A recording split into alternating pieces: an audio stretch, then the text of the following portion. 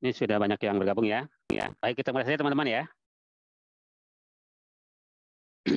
Baik, Assalamualaikum warahmatullahi wabarakatuh. Waalaikumsalam warahmatullahi wabarakatuh. Ya, sebelumnya mohon maaf nih nanti putus-putus, saya sedang dalam perjalanan menuju Jakarta, sedang di dalam bus ini. Terima kasih teman-teman semuanya sudah bergabung dalam acara Zoom kita pada pagi hari ini ya. Berkaitan dengan seminar hasil penelitian mahasiswa kampus B ya. Nanti ada beberapa kelompok yang akan maju.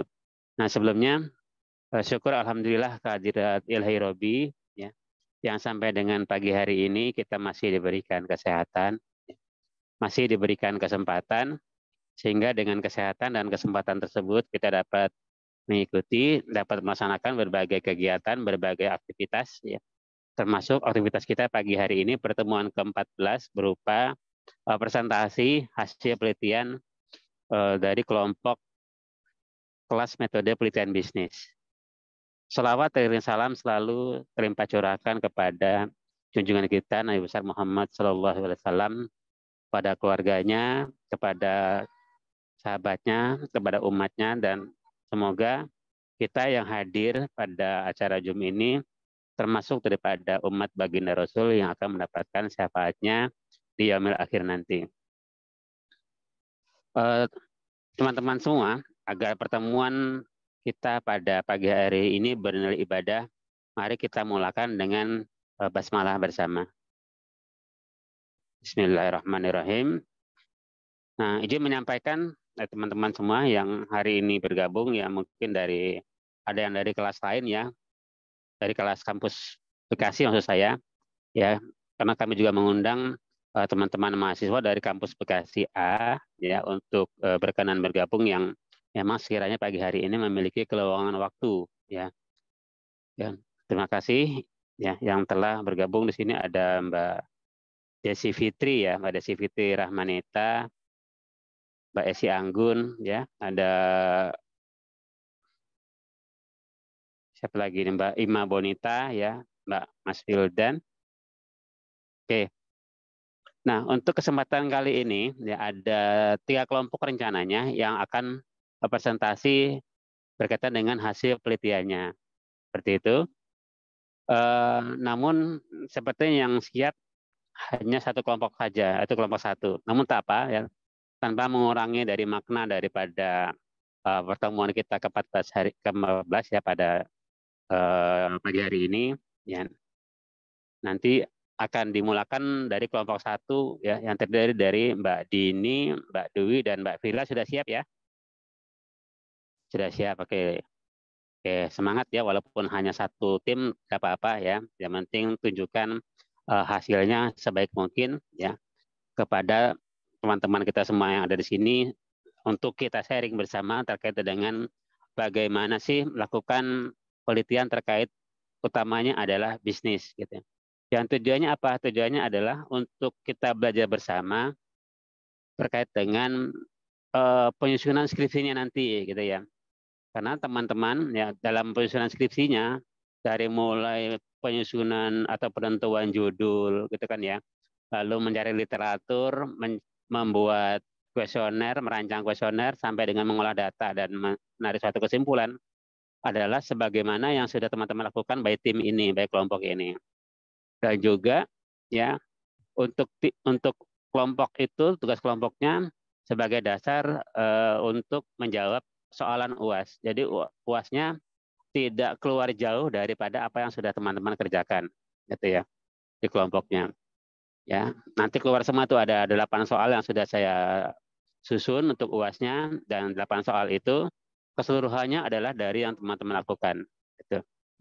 Baik, untuk tidak berbanyak kata, kami persilakan kepada kelompok 1 untuk mempresentasikan. Oh ya, sebelumnya kami juga mengundang kepala kampus B, Ibu Renisi Ayum.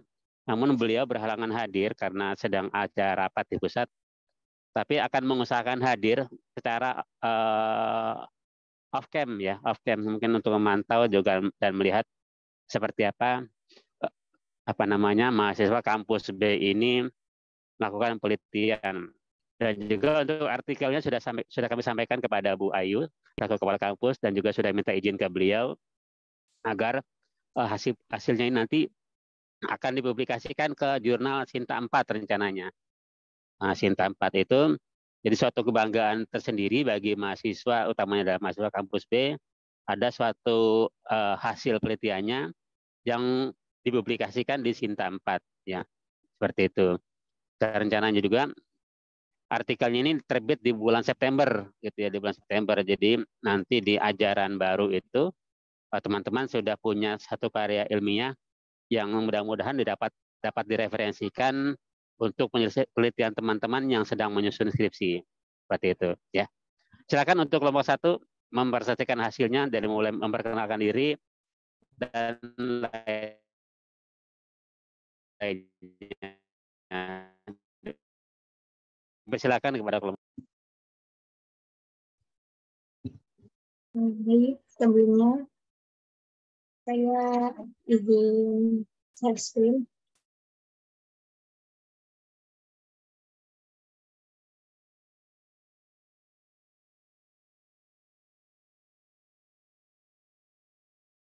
Apakah sudah terlihat?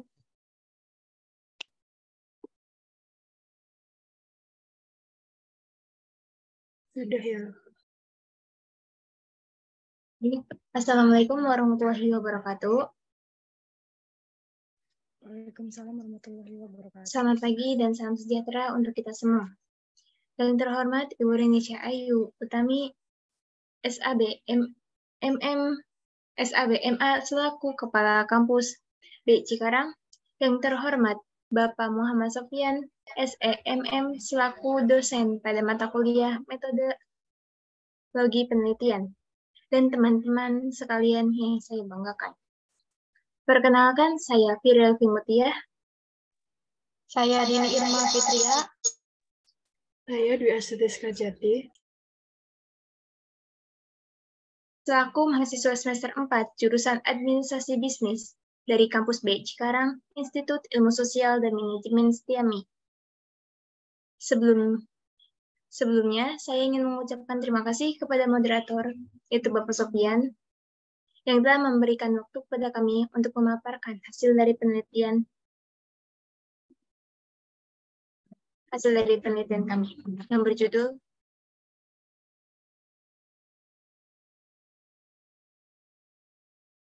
Pengaruh Media Sosial dan Impulse Buying terhadap keputusan pembelian produk Scarlett Whitening pada Shopee.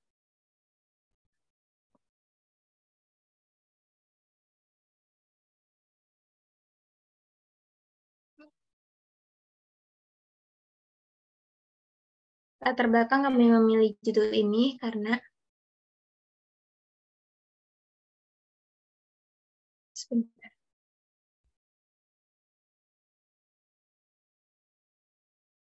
kemajuan teknologi pada zaman globalisasi ini merupakan semakin maraknya penggunaan internet, khususnya perdagangan secara elektronik yang dilakukan bisnis-bisnis dengan berbagai ukuran. E-commerce diartikan sebagai cara untuk menjual dan membeli barang-barang dan jasa lewat jaringan internet atau media sosial. Semakin maraknya toko online ini memunculkan suatu fenomena yang disebut dengan impulse buying.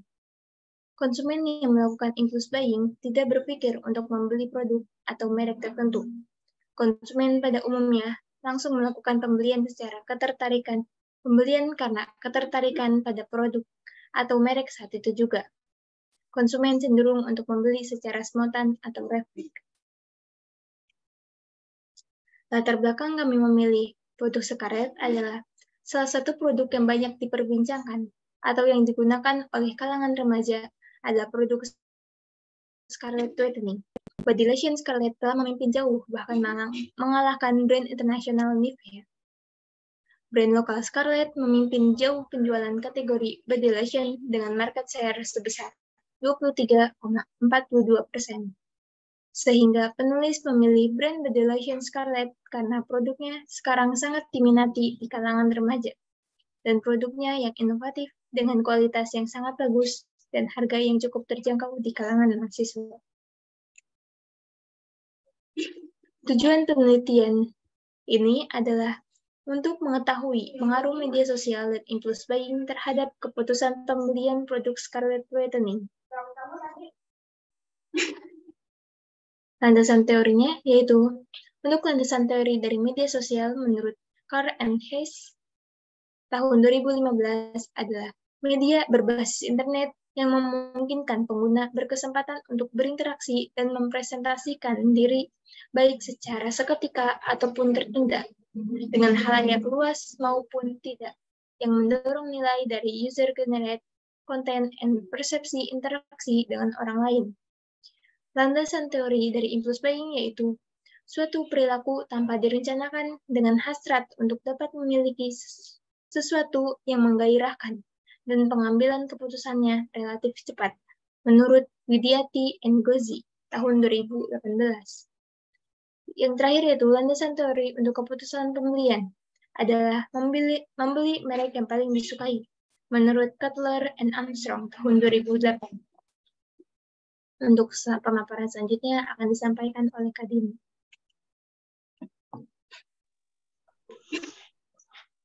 Untuk metode penelitian kita itu kuantitatif yang akan diperoleh melalui data primer dengan menggunakan kuesioner. Yang kedua, teknik pengambilan sampel menggunakan teknik purpose sampling. Yang ketiga, teknik analisis yang digunakan yaitu regresi linier berganda. Dan jumlah sampel pada penelitian ini yaitu 109 responden konsumen Scarlett Whitening yang menggunakan platform e-commerce Shopee.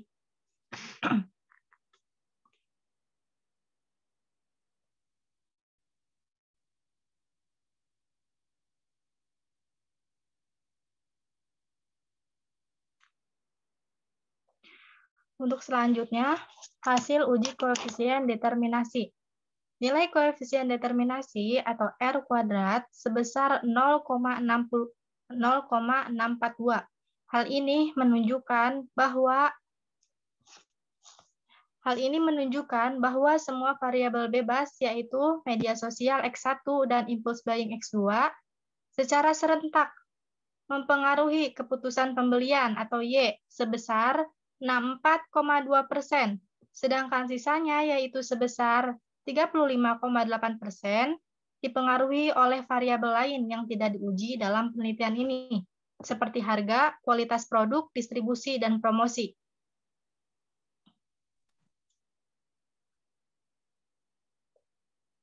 Hasil ANOVA digunakan untuk mengetahui pengaruh variabel independen secara serentak dan simultan terhadap variabel dependen.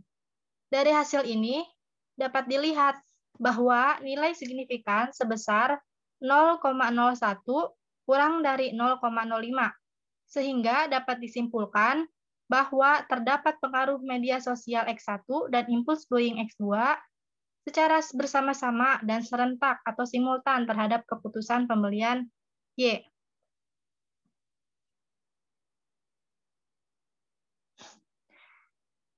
Hasil T-hitung variabel media sosial lebih besar dibandingkan dengan T-tabel, di mana nilai T-hitung 10,540 lebih besar dari nilai T-tabel, yaitu 1,984, dengan nilai P 0,01 yang kurang dari 0,05, sehingga dapat ditarik kesimpulan bahwa media sosial berpengaruh signifikan terhadap keputusan pembelian Scarlett Whitening. Sedangkan impulse buying menghasilkan T-hitung sebesar 4,052, lebih besar dari T-tabel 1,984 dengan nilai P 0,01 kurang dari 0,05. Sehingga dapat ditarik kesimpulan bahwa impulse buying berpengaruh signifikan terhadap keputusan pembelian Scarlett Whitening.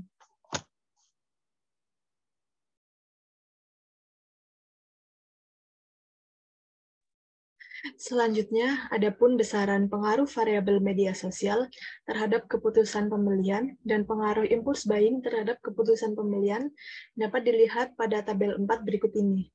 Untuk penjelasannya ada di slide berikutnya. Yang pertama yaitu pengaruh media sosial terhadap keputusan pembelian. Hasil penelitian menunjukkan bahwa media sosial berpengaruh signifikan positif terhadap keputusan pembelian konsumen sebesar 51%. Hasil penelitian ini juga sejalan dengan hasil penelitian Indriani dan Suri pada tahun 2020, Putri pada tahun 2016, BTE tahun 2019, Bimantara tahun 2021, Iskandar dan Asa tahun 2022, Mustafa, Mahmud, dan Raji pada tahun 2022. Bahwa media sosial berpengaruh signifikan positif terhadap keputusan pembelian. Media sosial berperan besar dalam menentukan keputusan pembelian konsumen.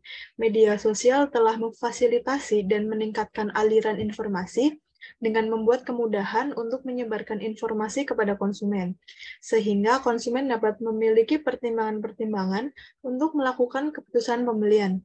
Konsumen saat ini juga lebih mempercayai rekomendasi dari orang-orang yang telah menggunakan produk lewat media sosial daripada penawaran langsung atau penawaran yang terdapat pada iklan.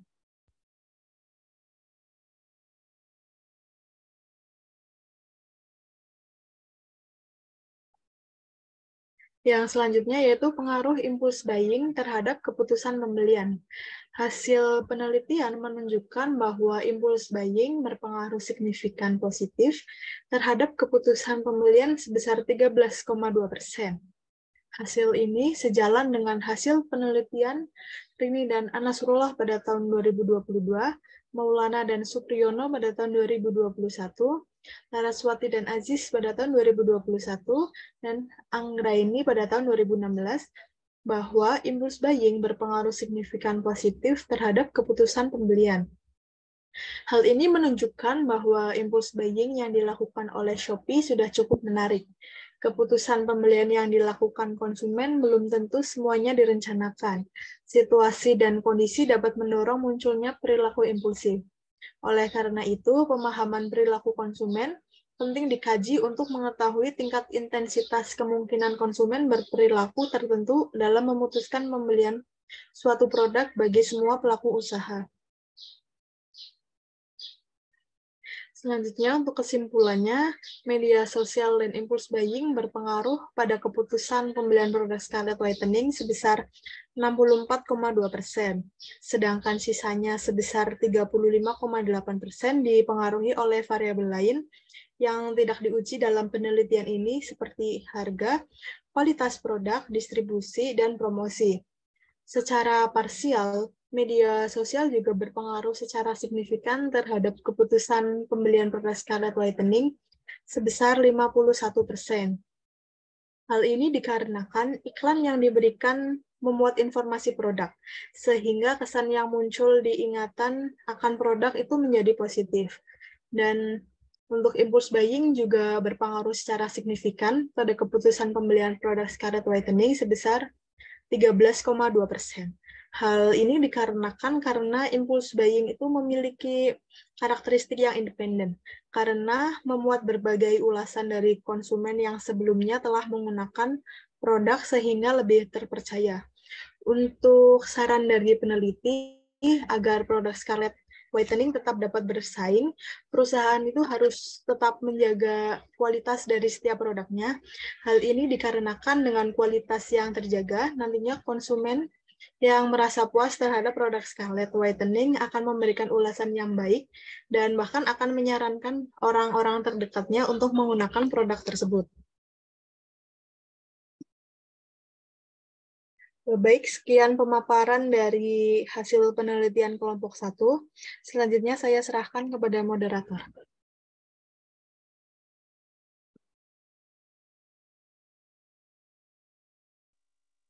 Baik, luar biasa ya. Kita berikan aplaus yang luar biasa untuk kelompok 1. Ada Mbak Dini, Mbak Firil, dan Mbak Sekar yang telah secara lugas ya tadi ya mempresentasikan hasil penelitiannya. Terkait dengan pengaruh media sosial dan impulse buying terhadap keputusan pembelian produk Scarlett Whitening pada Shopee.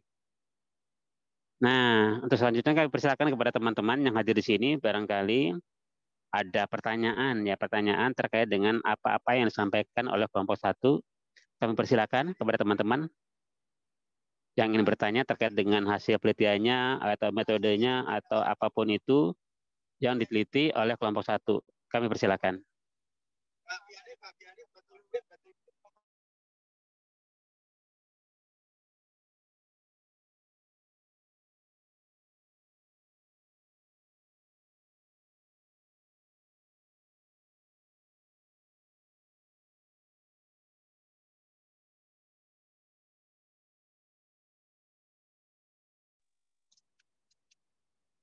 Silakan dari Mbak Esi atau Mas Firman, Mbak Ima atau yang lain silakan jika ada pertanyaan.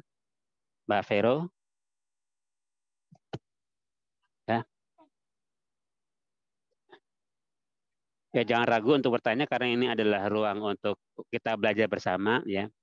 Mungkin ada hal-hal yang ingin diketahui lebih lanjut ya terkait dengan apa-apa yang diteliti oleh kelompok 1, monggo ya. Dipersilakan. Misalkan ya hasilnya kok seperti itu, maksudnya apa, misalkan seperti itu. Atau bagaimana sih Kak cara mengolahnya? Ya barangkali ada yang penasaran ya dengan cara pengolahannya ya. Bapak Inggi Ya. mau Silakan, bertanya. Mm-mm. Ini kan di tabel 3 itu kan ada di mana nilai teh hitung 10,54 kurang dari nilai T tabel 1,984 ya. Nah, itu yang 1,984 cara menghitungnya gimana ya? Kak Sekar kelompoknya. Terima kasih. Terima kasih. Nah, pertanyaan yang bagus tuh. Silakan siapa yang ingin menjawab dari kelompok 1? Apakah Mbak Firial, Mbak Sekar atau siapa? Di tabel 3 tadi ya, yang tadi pertanyaan itu. Iya, Pak. Silakan.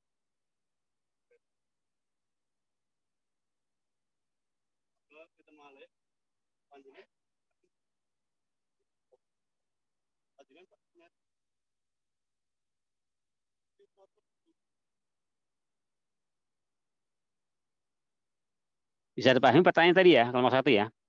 Pertanyaan dari Mbak siapa tadi?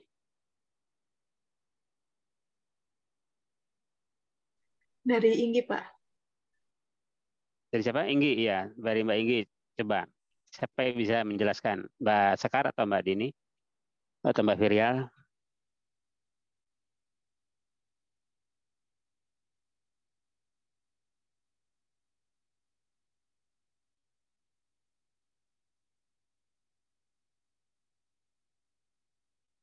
Izin menjawab ya, Pak? Silakan. Di sini tertera nilai T tabel sebesar 1,984 dikarenakan kita ada dua variabel yaitu media sosial dan impulse buying dengan responden sebanyak 108. Dan untuk mencari dari nilai T tabel itu jumlah responden itu dikurangi 2, Pak, sehingga ada 106. Sehingga kita cari di tabel T tabelnya untuk kesalahan sebesar 0,5% sebesar 1,984, Pak. Oh gitu. Jadi setelah dihitung ya berapa respondennya dikurangi jumlah variabelnya gitu kan ya. Kan rumusnya kan N dikurang K ya. Iya, Pak. N dikurang K. Lalu dicari dengan tabel T tabelnya berapa nilai untuk T tabel pada taraf 0,05% gitu ya. Iya. Sehingga didapat 1,984. Oke. Itu sebagai dasar untuk menjawab hipotesis ya apakah ujinya itu terbukti ataukah tidak gitu ya. Dengan T hitung lebih besar daripada T tabel. Begitu ya, Neng Sekar kelompok 1 dan lain-lain ya. Betul, Pak. Oke. Nah, seperti itu tuh Mbak Inggi. Tanya apakah terjawab?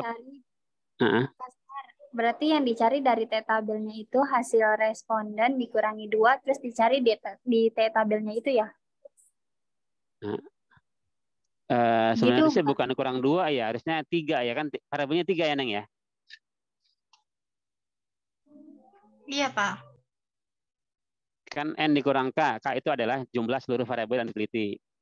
Nah, berapa variabelnya? Ada 2 atau ada 3 tuh? 3, Pak. Bapak, 3 ya. sebenarnya gini, Pak.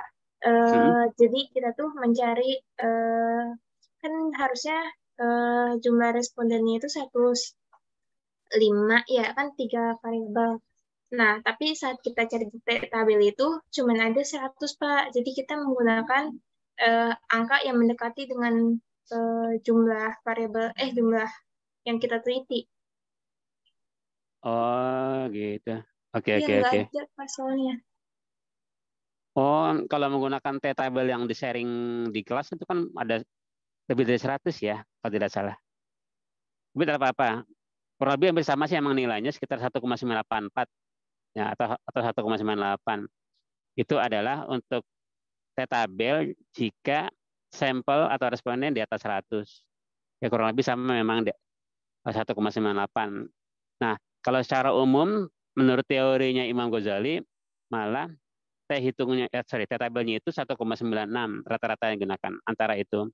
Jadi masih mendekati kan ya 1,98, 1,96 ataupun 1,97 masih mendekati T-tabel yang disyaratkan gitu. Jadi hasil daripada T-hitung yang ditampilkan ini yang sudah diolah menggunakan aplikasi apa namanya? JASP, Pak. JASP versi berapa?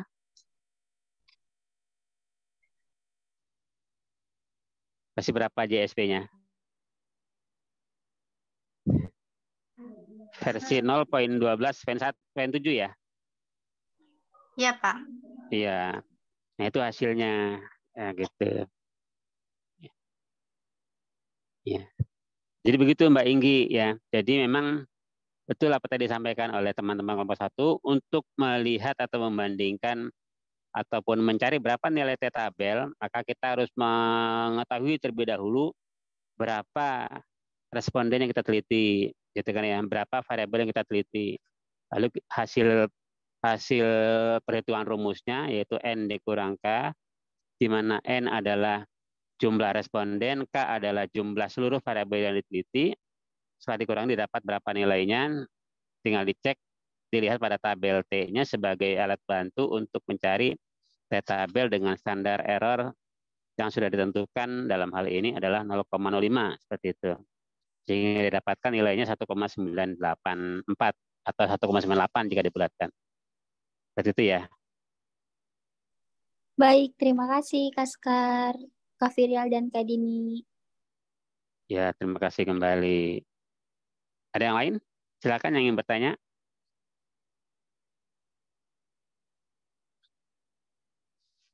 Nah, ini sebenarnya temuannya menarik nih teman-teman ya. Di sini kan penelitiannya adalah berkaitan dengan pengaruh media sosial dan impulse buying. Nah, media sosial ini sebagai variabel utama atau variabel X1 di situ ya. Lalu X2-nya adalah impulse buying. Nah, saya ingin bertanya nih kepada kelompok 1 ya, dari 2 variabel ini mana yang paling besar pengaruhnya atau yang paling mendominasi terhadap keberpengaruhan ke keputusan pembelian? Mana yang paling besar pengaruhnya?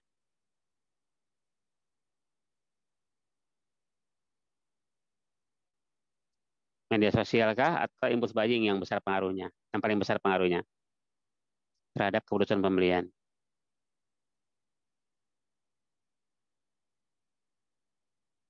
Yang paling besar itu media sosial, Pak, sebesar 51%. Nah, jadi pemilihan penetapan variabel ini sudah tepat ya. X1 atau sebagai variabel utamanya menghasilkan pengaruh yang juga lebih besar dibandingkan variabel yang lain.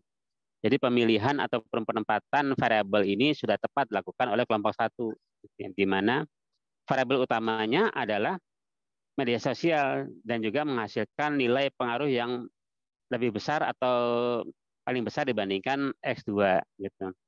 Nah, kadang-kala dalam penelitian ya teman-teman, nanti jangan kaget ya penelitian teman-teman lakukan penelitian ada hasil yang berbeda kemungkinan ya.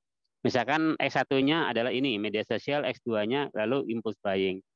ternyata hasilnya itu pengaruhnya lebih besar impulse buying, misalkan seperti itu ya.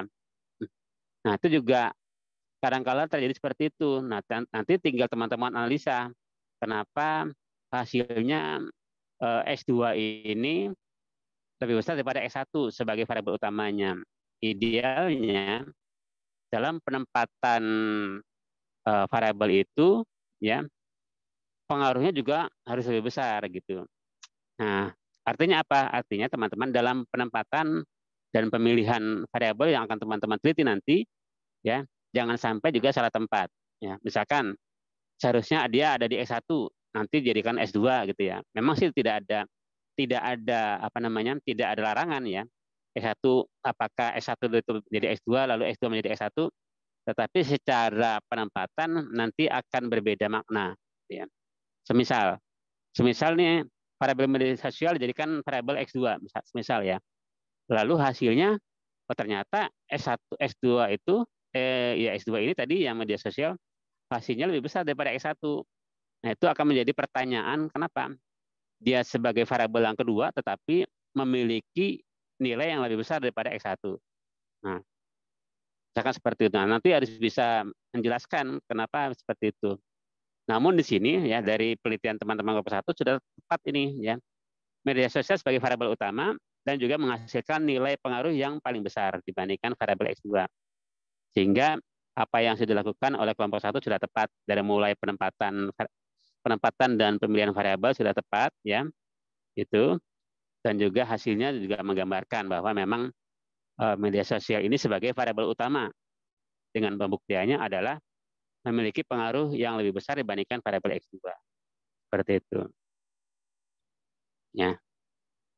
Nah, kalau bicara pengaruhnya nih, ya, kenapa media sosial itu berpengaruh terhadap keputusan pembelian? Apa dasarnya? Apa alasannya kelompok 1? Kenapa kok media sosial berpengaruh terhadap keputusan pembelian?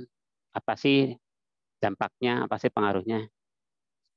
Bisa dijelaskan?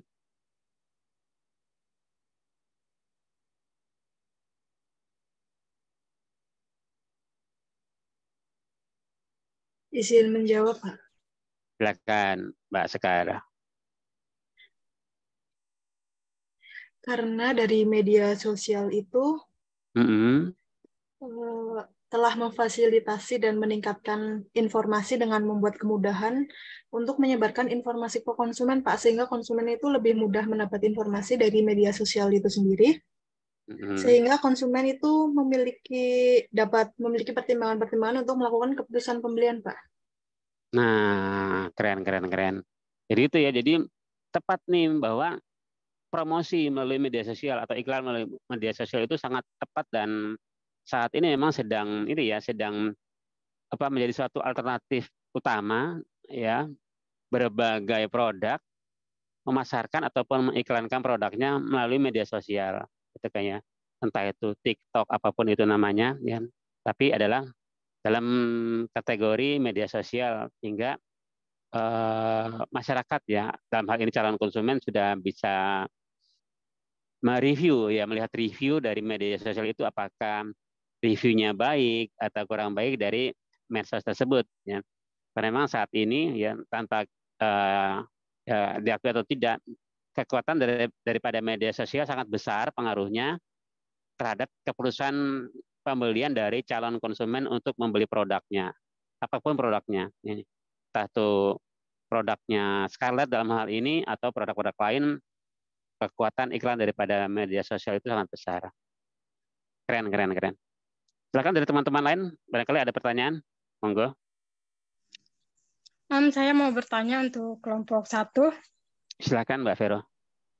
Sebelum diolah kan datanya sebelum diolah lewat aplikasi itu kan dari kuesioner itu diubah ke ini kan Excel kan. Nah, cara mengolahnya ke Excel itu bagaimana?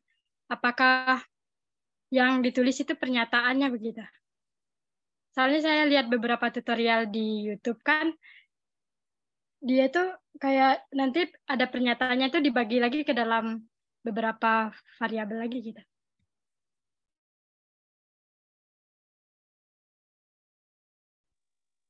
Cukup Ada pertanyaan lagi, Mbak Vero? Cukup, Pak. Soalnya saya Cukup. mau ngolah datanya itu saya Masih belum ketemu ya? ketemu gitu. Iya, silakan kelompok 1. Siapa yang menjawab tuh? Ada teman kita Mbak Vero nih kesulitan dalam mengolah data. Mungkin nanti bisa berkonsultasi dengan kelompok 1 bagaimana sih cara mengolahnya. Monggo kelompok 1 menjawab.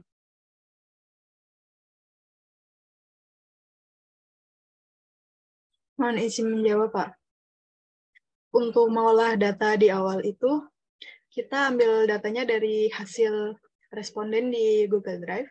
Di situ dipindahkan ke Excel, dan untuk yang pernyataan-pernyataan seperti nama, alamat, dan itu untuk dihapus. Dipindahkan ke halaman berikutnya, jadi tersisa ada 30 pertanyaan. Kalau dari kelompok kami, setiap variabel itu ada 10. Dan setiap variabel itu ada 10, nanti untuk variabel media sosial dicari rata-ratanya berapa, kemudian impulse buying dicari rata-ratanya berapa, dan keputusan pembelian dicari rata-ratanya itu berapa. Jadi dipisah per variabel, Pak. Habis itu diolah ke JSP dengan bentuk save ke CSV, delimited, Pak. Seperti itu, Kak Vero. Nah, seperti itu Mbak Vero. Apakah terjawab Mbak Vero pertanyaannya?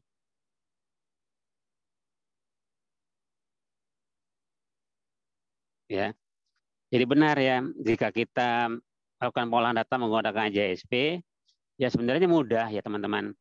Ya dari teman-teman yang sudah menyebarkan kuesioner, kan ada apa namanya formnya itu ya, spreadsheet-nya bisa tinggal kita download dalam bentuk CSV ataupun Excel, gitu kan ya. Namun ada baiknya di-download terlebih dahulu dalam bentuk Excel ya. Kenapa? Untuk memudahkan dalam mengedit data ya, mengedit data. Seperti tadi yang dilakukan oleh kelompok 1 ya, bahwa setelah di-download ke Excel nanti kan kita perlu mencari rata-rata jawaban responden untuk nilai daripada masing-masing variabelnya gitu. S1-nya berapa, S2-nya berapa, Y-nya berapa. Nilai rata-ratanya gitu. Nah, dari mana rata-ratanya dihitung? Dari dalam contoh tadi S1 ada 10 pernyataan ya, Pak Sekar ya. Ada 10 pernyataan. Nah, 10 itu dihitung rata-ratanya berapa dari 10 pernyataan itu. Jadi nanti pernyataannya ada 109 baris ya, ada 109 baris atau 109 jawaban responden ya. Rata-rata jawabannya berapa untuk masing-masing variabel. Begitupun juga X2. Nah, hati-hati menghitung rata-ratanya, jangan sampai kita menghitung rata-rata mengambil pernyataan dari variabel lain gitu ya. Misalkan nih, kolom A sampai kolom A, B, C, D sampai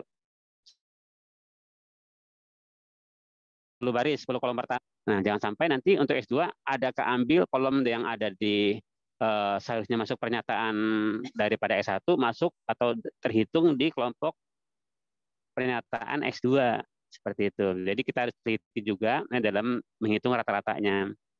Nah, kenapa di Excel? Karena mudah ya, di Excel itu kan tinggal menghitung average ya, average-nya berapa, sehingga nanti tinggal di copy paste sebanyak data yang kita miliki. Nah, betul tadi yang dijelaskan oleh Mbak Sekar, ya, sebelum diolah ke JSP, terlebih dahulu tipe datanya dirubah ke dalam format CSV. Ya.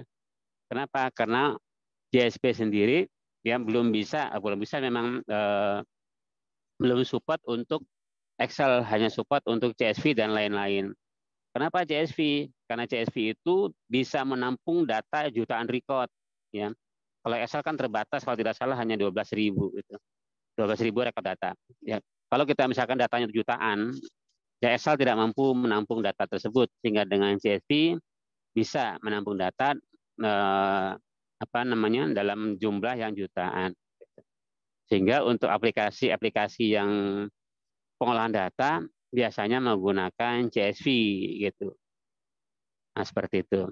Sehingga tinggal masukkan ke CSV, nah tinggal diolah ya, apakah validitasnya, reliabilitasnya gitu kan ya. Regresinya dan semuanya ada ada di tutorial, tinggal teman-teman ikuti step-stepnya seperti itu. Ya, ya sebenarnya mudah ya, semudah teman-teman melakukan penelitian sangat mudah sekali karena sudah banyak tutorial yang dapat teman-teman temukan di YouTube ya. Tutorialnya sudah banyak ya, hingga apa? Sehingga memudahkan teman-teman dalam melakukan penelitian. Gitu.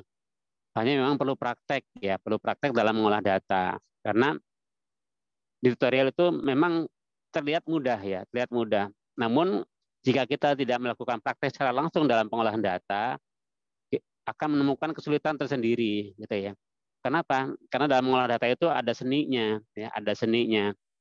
Gitu, ada seni dalam mengolah data. Pada orang datanya bagus, pada orang datanya nggak bagus, gitu ya. Nanti dalam melakukan penelitian, teman-teman akan menemukan situasi atau kasus seperti itu. Ada data yang tidak valid, ada data yang tidak reliable, ada data yang tidak signifikan.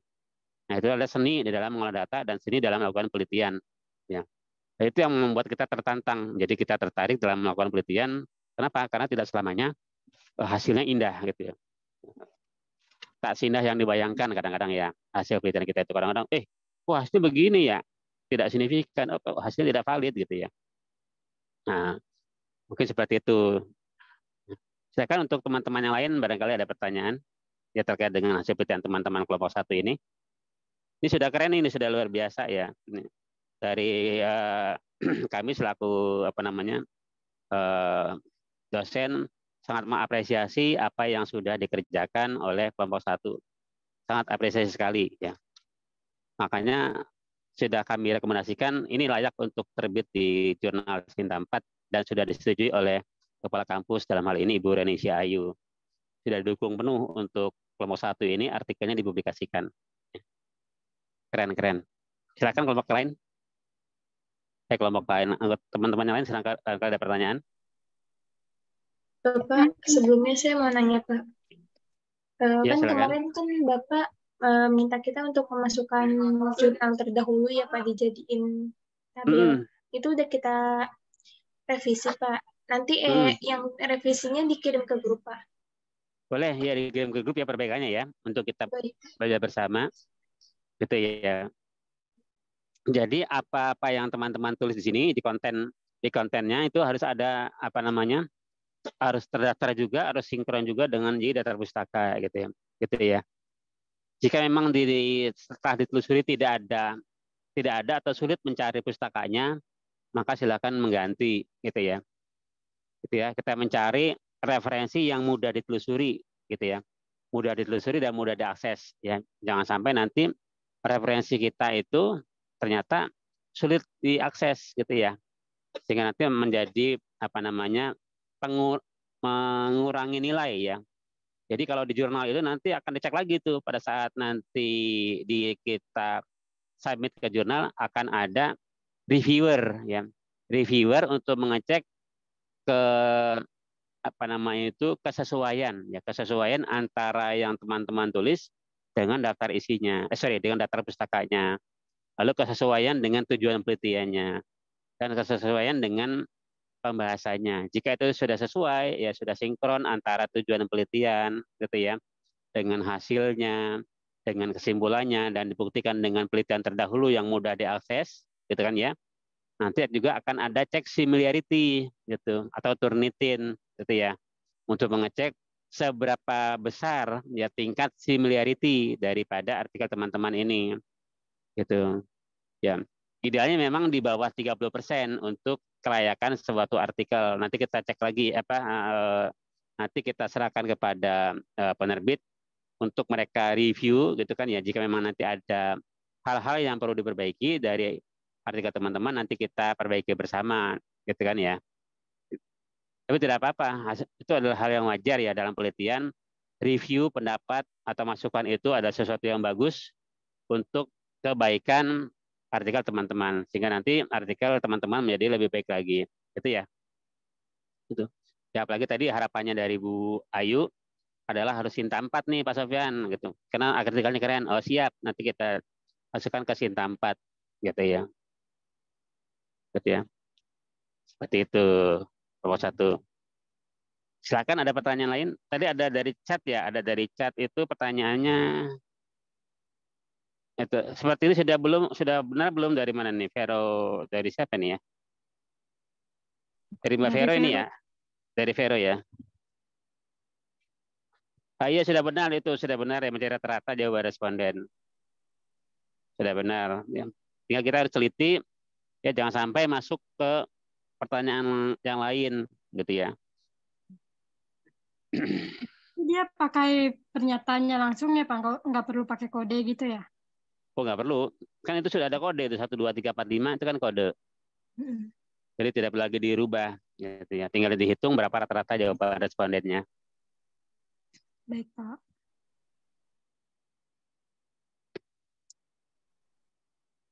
Seperti itu. Ya. So, silakan ada teman-teman lain, monggo. Barangkali masih ada pertanyaan, kita masih ada waktu di sini. Mungkin dari Mas Rohmat atau Mbak Desi, Fitri, ya, atau Mbak Ima, monggo. Ya. Kita di sini sifatnya adalah sharing ya, sharing dari hasil penelitian teman-teman ini, yang semoga ya dari hasil penelitian teman ini bisa menginspirasi ya teman-teman yang lain untuk melakukan hal yang sama gitu ya. Dan lebih baik lagi gitu kan ya, lebih baik lagi dari yang sudah ditampilkan oleh kelompok 1. Itu. Ya, jadi kita di sini adalah berfastabiqul khairat di dalam melakukan penelitian. Ya. Sehingga hasil penelitian ini adalah menjadi jariah teman-teman ya, jariah dari sisi ilmu gitu. Itu kan ya. Jadi sedekah jariah itu tidak hanya dalam bentuk uang saja atau apa namanya materi saja atau malia saja. Jariah ilmu pun bisa kita lakukan ya, bisa kita lakukan, dan ini menjadi sesuatu hal yang besar ilmu itu gitu. Gitu. Monggo, silakan teman-teman yang lain yang ada yang ingin bertanya, silakan. Mit Grogol.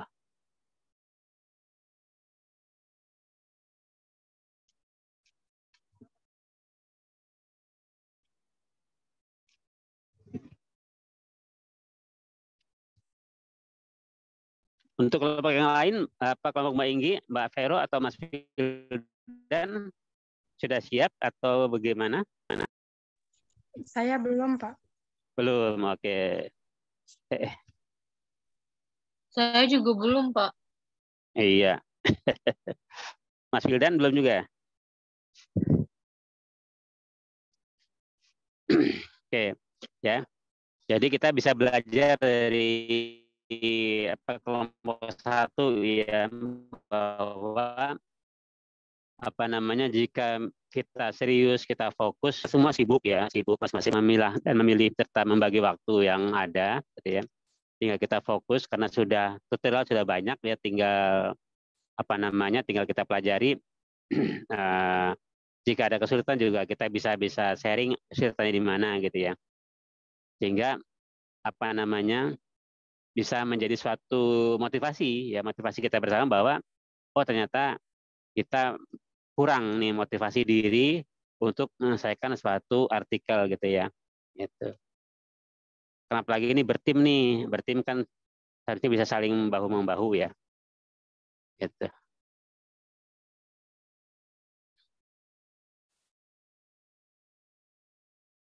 Ada pertanyaan lain, silakan.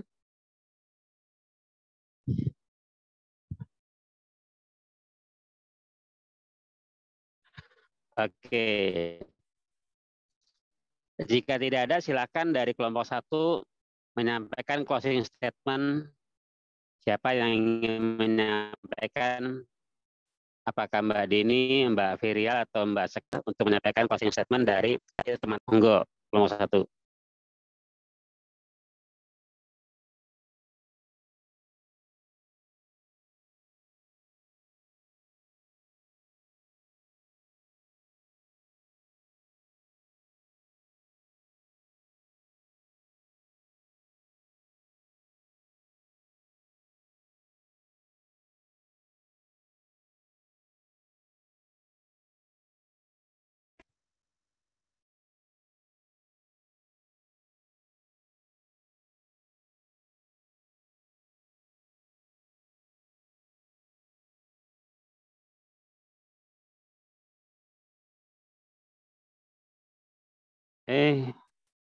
Bentar.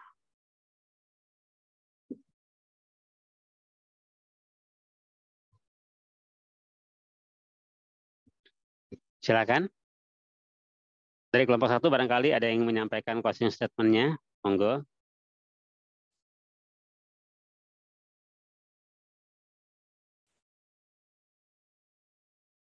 Saya masih tergabung kan ya? Masih terhubung masih ya? Masih, Pak. Oke, ya silakan siapa? Untuk closing statement, Mbak Dwi atau Mbak Virial atau Mbak Dini, monggo. Closing statement untuk memotivasi teman-teman yang ada di sini, ya monggo. Closing statement-nya nggak apa-apa, kita belajar bersama ya. Karena memang di setiap presentasi itu nanti juga akan dinyampaikan closing statement atau kalimat penutup kalau di sempro itu atau di sidang ya, kalimat penutup yang disampaikan. Apakah ucapan apapun itu ya, monggo ya. Mbak Virial ini biasanya ada kalimat motivasi barangkali, monggo Mbak Virial yang viral.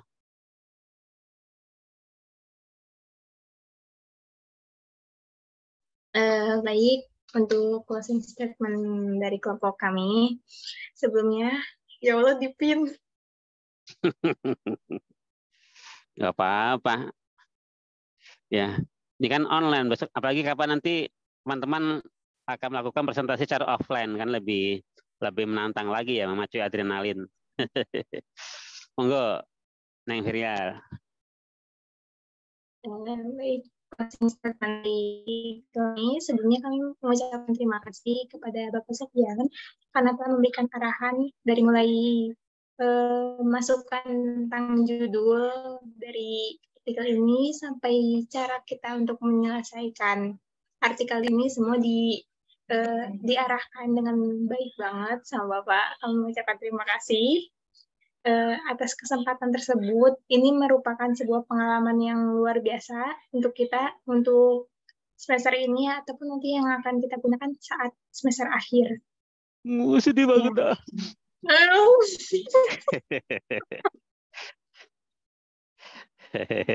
Ya, monggo. Dari Mbak siapa? Mbak Dini atau Mbak Dwi? Atau cukup dari Mbak Virial? Barangkali Mbak Dini menambahkan. Cukup ya? Oke, ya kita berikan aplaus yang luar biasa untuk kelompok 1 ya dengan hasil penelitiannya yang luar biasa keren.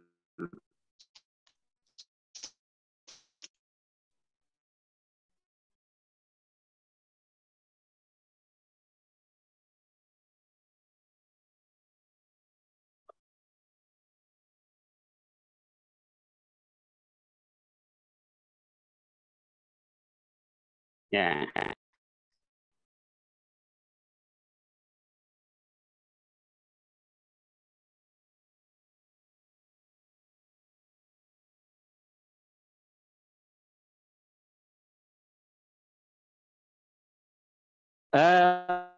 Mas Hamdan, apa namanya teman-teman bisa tolong ini ambil sebagai untuk laporannya. Mas Hamdan, apakah masih tergabung Mas Hamdan? Kita ambil sesi komodo atau Mas siapa? Ya.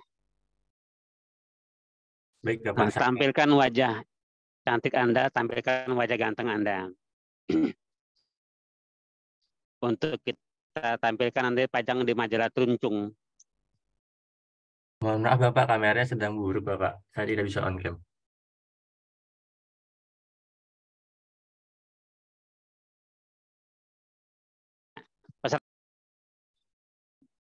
Atau di screenshot. Atau minta tolong siapa Mbak Vero atau Mbak Ima atau Mbak Inggi untuk screenshot ya. Nanti tolong di-share di grup ya.